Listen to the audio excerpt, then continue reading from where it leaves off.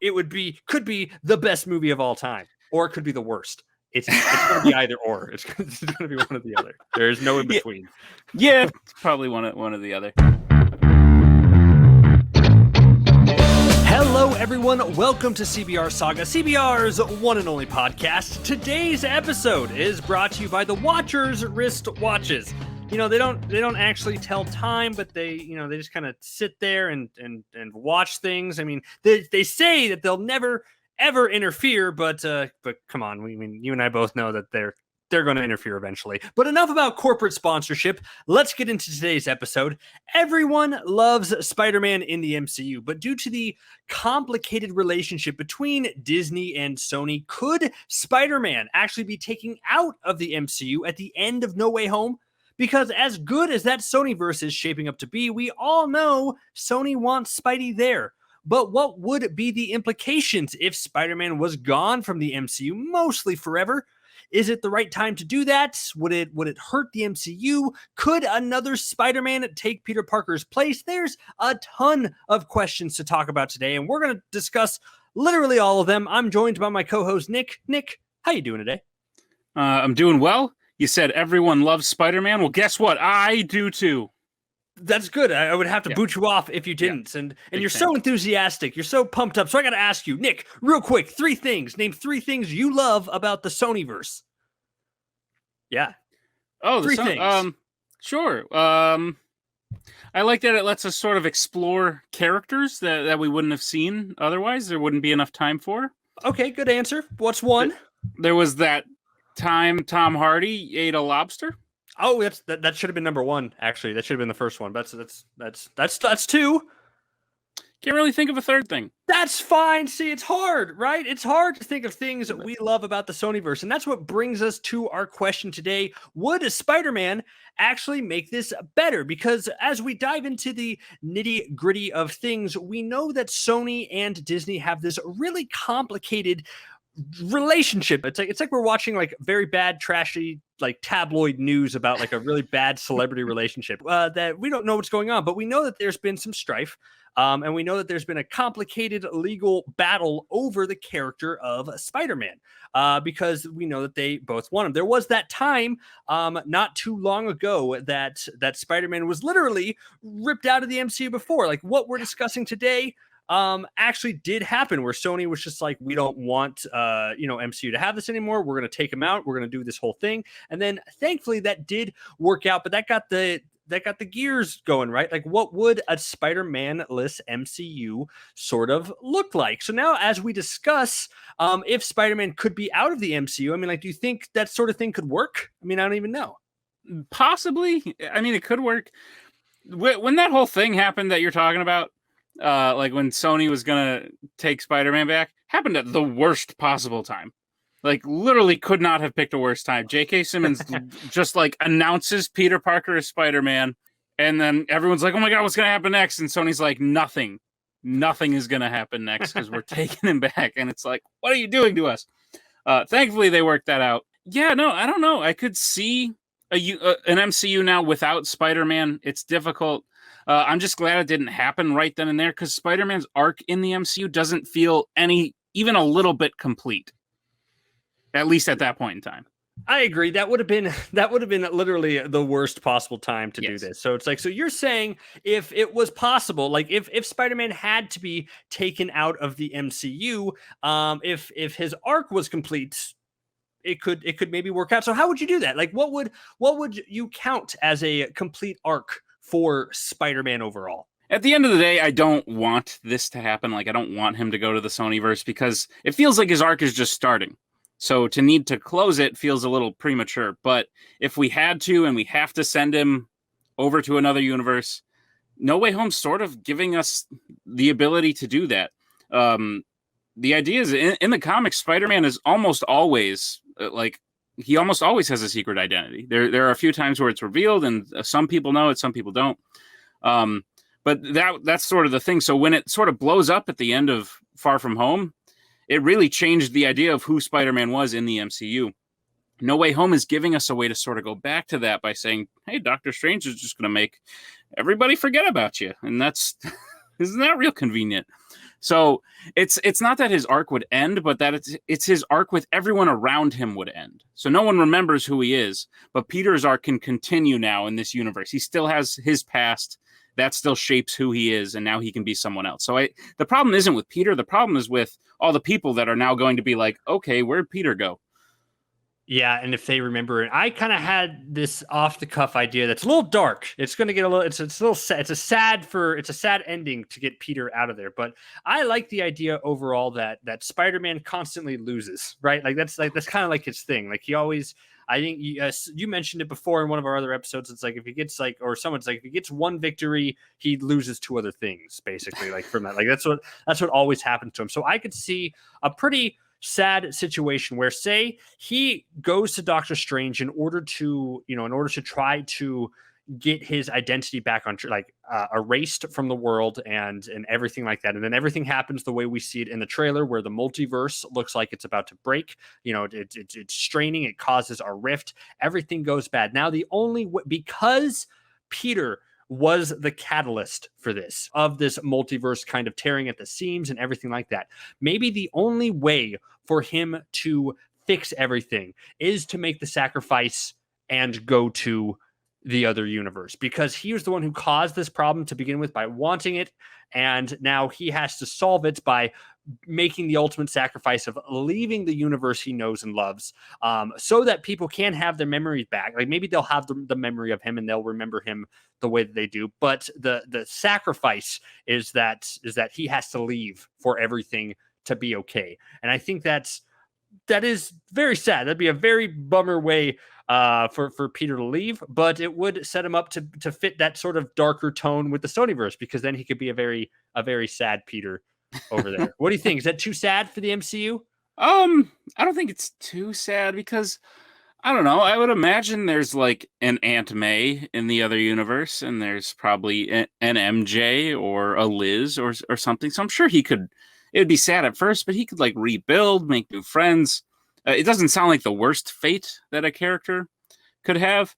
Do you think there's a way they could keep him in the universe and just not be in the MCU movies anymore? Like, oh, call the Avengers, but Spider-Man's busy fighting Morbius.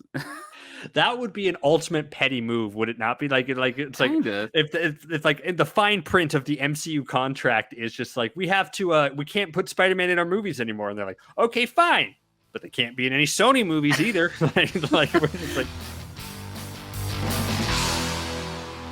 What confuses me about this theory is that Michael Keaton has already appeared in the Morbius trailer. Mm-hmm. And Vulture seemed like a smart dude, but he doesn't seem like the kind of guy that's going to go universe hopping. What do you mean? Fun. His side business, apart from scrapping junk, was being an expert in interdimensional travel. He didn't even build the stuff. He had a guy that built his stuff for him. So yeah, no, I do see. I think it could exist in another universe. There are we've seen variants of Loki that look the same, but they're from another universe. So like that could just be a variant of Michael Keaton's Vulture. So there could be variants. Like we could have Zendaya be in the Sony-verse also and just say she's a variant. I don't love the idea, but that's a way that it could work. Is there any situation where, just throwing this out there, that there's a Peter Parker, our Peter Parker in our universe, and there's same Tom Holland looking Peter Parker in the Sonyverse as well? Do you think that could work, or do you think do you think that's too confusing and that's just too much? I think that's too much. So in what you're pitching, does the MCU continue to use Peter Parker also? Yeah. Oh god, yeah, that's a bit much. That's too much. I'm sure some people would want that, but I don't think that's going to happen. That's why if the Sonyverse, if the deal states that the Sonyverse gets to have all rights to Spider-Man, then it's just better to write Spider-Man out. But I think as long as they do that in a way that fits his character, I would hate it, but I think it could maybe work, but that'd be tough. But now, because we keep talking about like what's going to bring Spider-Man out of the MCU and the loss of the MCU would have if Peter Parker is gone. But I kind of want to pivot for a second and talk about how much would the Sonyverse benefit from Spider-Man in it? Because honestly, I'm not sure that it would. I like the fact that the Sonyverse is focusing on characters like Venom, not Owen Wilson's Mobius, but Morbius, and Aaron Taylor Johnson's not Quicksilver, but Kraven the Hunter. It's just a more villain focus. Having Spider-Man in the Sonyverse, but like not in Spider-Man movies, rather as a side character in villain movies, seems a little weird to me. And I don't know if there's a way for that to work. What are your thoughts on that? I think there's a way. Again, I feel like I've said it 12 times, but I'd prefer this not happen. I'd prefer he just stay in the MCU, be great. But if That's we have the to make this umbrella of the saga, we'll speak in terms of this is happening, but we don't worry, we don't want this to happen. If we have to make it work, I sort of picture the Sonyverse as what I wanted, like the Universal Monsters universe to be like. So the Universal Monsters is like the Mummy, Frankenstein's monster, the Wolfman, like all these kind of things. And they tried to build it, and then Tom Cruise made a movie about a mummy, and it didn't go very well. And it was so bad that they used like it was one of the worst movies. Wasn't great. But basically, it's like the reverse Avengers. So they have movies about all these villains like Venom and then Carnage and then Kraven and Morbius. And at the end, you get like a Nick Fury type cameo from Spider-Man. So he's not like the person they're fighting, because then it's just every movie's a Spider-Man movie. Why are we calling it Morbius when Morbius is fighting Spider-Man? Spider-Man's clearly the guy here. Yeah. Then you get a team-up movie and call it the Sinister Six, and you sort of frame it. It's going to be hard because it's hard not to make Spider-Man the hero of that story, but you could do that. You could call it Spider-Man and the Sinister Six, and now this is Spider-Man's movie, and all these villains are fleshed out because we've had great movies about them and we've gotten to know who their characters are. So I could see it like that, but if you put, even when they get Spider-Man back, if you put him too much into these other movies, it's not a Venom movie anymore. It's Spider-Man. Yeah, like I don't really see him operating in any sort of capacity other than just like, a quick scene with Spider-Man. Like that's fun, or like, like that's it. Because you're right. Anything that with Spider-Man in it, Spider-Man is going to draw that focus. And there's God, like that would be ambitious if they did it, because we know that Sony wanted to do a Sinister Six movie. Like that's what they were building for in the Amazing Spider-Man. They were building toward a Sinister Six movie. I think Drew Goddard was like set to direct it. Like it was like in production. Like there were plans for it, and then of course it fell apart. But the idea of the Sonyverse overall just going all out and being like, we are making a Sinister Six movie where they're the heroes that you're supposed to root for. Spider-Man's the bad guy. Like Spider-Man is the one, and then of how that would work as a movie would just be so. It would be a fascinating answer to the MCU because and the superhero genre overall, because I think the superhero genre needs to evolve and adapt as things go on. But that would just be wild to me. Sony, who has been the constant butt of a lot of jokes, I would love them to be like, fine, we're just going to not do what everyone thinks. We are going to make the Sinister Six are the good guys. You're going to root for them so much. Spider-Man is going to be in a villain capacity, even though he's played by the puppy dog Tom Holland. And you're going to want these Sinister Six villains to win. But the only way for that to work would be to have them face someone like Spider-Man, because it'd be weird. It's like Sinister Six also faces another villain, right? Like that doesn't work. Have them face a hero and have you have complicated feelings of who you want to win this fight. That's nuts. Crazy. Yeah, that's nutty. Don't know if I'm on board with that, especially if it's the same Spider-Man. Like he's been such a good guy. Yeah, but you want Venom to be the anti-hero and I guess because all the Sonyverse villains so far are being anti-heroes, right? Like they're not, none of them are being villains yet. They're being villains. So if they're operating in a capacity where Spider-Man just has to stop them from doing the greater good, then you have an interesting conflict. You have a very, very tough conflict because you don't know who to root for, but could be the best movie of all time, or it could be the worst. It's going to be either or. It's going to be one or the other. There's no in between. Yeah, probably one or the other. If Sony says screw it, sure, I could see it.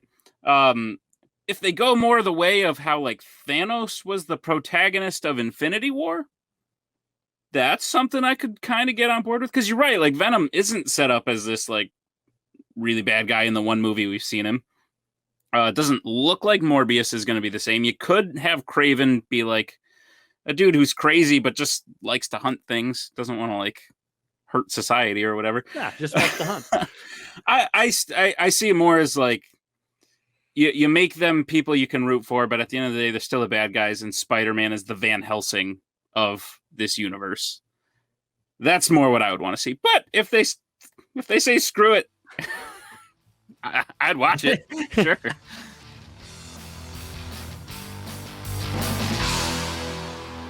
Okay, so we kind of talked about Peter Parker's natural end in No Way Home. We've talked about his kind of how he would work not great in the Sony-verse, but if he's there, he's there.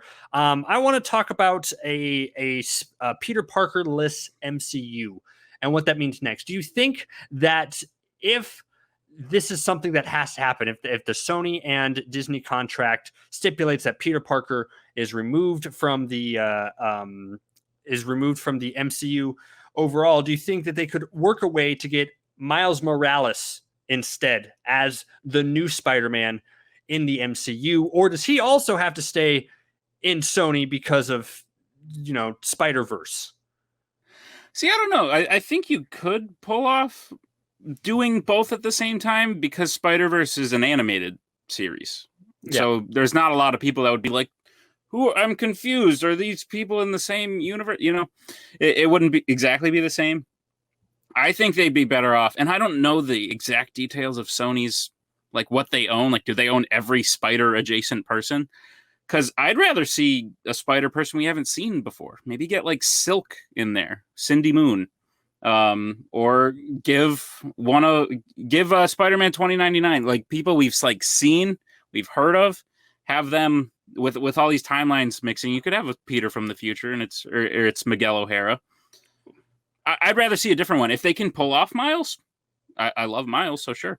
I actually like that a lot more because I was thinking of that too in terms of just like, if Miles, I liked Miles in Into the Spider-Verse. And it's like, let's let him be that in Spider-Verse. Let's not dilute the character in a different capacity. It was like, but the MCU needs a Spider-Man. I wasn't even thinking about the other options like Silk, like Spider-Man 2099.